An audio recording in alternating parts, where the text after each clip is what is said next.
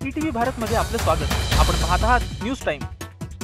पंतप्रधान मोदींचा सोलापूर दौरा, आवास योजनेअंतर्गत असंघटित कामगारांसाठी बांधण्यात आलेल्या घरकुलांचं केलं लोकार्पण। लहानपणी मला अशा घरात राहायला मिळायला हवं होतं, मोदी झाले भाऊक। राहुल गांधींच्या भारत जोडो यात्रेवर आसाममध्ये गुन्हा दाखल, प्रवासाचा मार्ग सोडून दुसऱ्या मार्गाने गेल्याचा आरोप।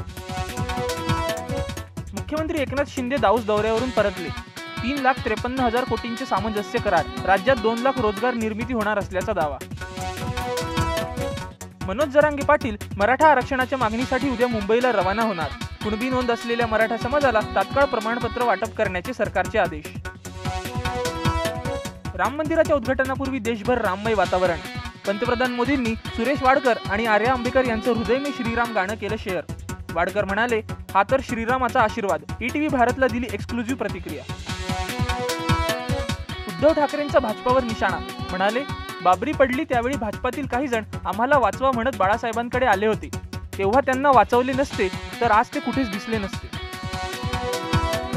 पिल्लू फक्त 2 मिनिट त्रास होईल असं म्हणत प्रियकरानं प्रेयसीला संपवलं, नंतर स्वतःही केली आत्महत्या। नवी मुंबईत अथक प्रयत्नानंतर कुजलेल्या अवस्थेत सापडला मृतदेह, वन विभागाच्या कोडवर्डमुळे मृतदेहापर्यंत पोहोचण्यास मदत। दक्षिण आफ्रिकेत होणाऱ्या अंडर-19 क्रिकेट विश्वचषकाला आजपासून सुरुवात, 5 वेळच्या विजेत्या भारतासह 16 संघ आमने सामने।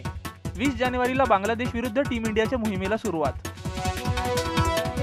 टीम इंडियाचा दिग्गज गोलंदाज रविचंद्रन अश्विनला राम मंदिर उद्घाटन सोहळ्याचं आमंत्रण।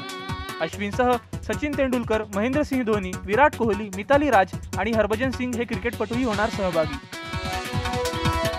अन्नपूर्णी चित्रपटाच्या वादानंतर अभिनेत्री नयनतारानं मागितली माफी, रामाच्या मांसाहारासंदर्भातील संवादावरून निर्माण झाला होता वाद। न्यूज टाइम मध्ये इथेच थांबूया। लेटेस्ट अपडेटसाठी लॉग इन करा etvbharat.com।